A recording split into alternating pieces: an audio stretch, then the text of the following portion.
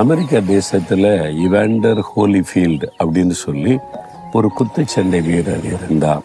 பல போட்டிகளிலே வெற்றி பெற்று சாதித்து வந்து இப்போ உலக சாம்பியனோட மோதணும், அதற்கு தன்னை ஆயத்தப்படுத்தி கொண்டிருந்தார். அந்த சமயத்துல அவருடைய இருதயத்துல ஒரு பாதிப்பு ஏற்பட்டாரு. இனி நீ குத்துச்சண்டை விளையாடக்கூடாது, உன் இருதயம் ரொம்ப பலவீனப்பட்டு பாதிக்கப்பட்டதுனால இனி நீ கவனமா இருக்கணும், குத்துச்சண்டை விளையாடக்கூடாதுன்னு சொல்லிட்டாங்க. அதனால அமெரிக்காவில் நடந்த ஒரு கூட்டத்துக்கு போயிருந்தார். இயேசுவின் கரம் அவரை தொட்டது, அவருடைய இருதயத்தை குணமாக்கினது.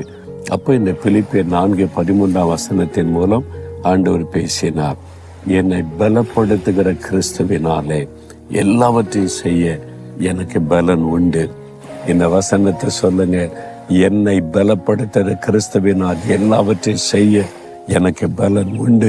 அவர் எனக்கு பலன் தருவார், என்னை பலப்படுத்துவார், என்னை செய்ய வைப்பார், ஜெயம் தருவார். தைரியமா சொல்லுங்க, நீங்க அற்புதத்தை காண்பீங்க.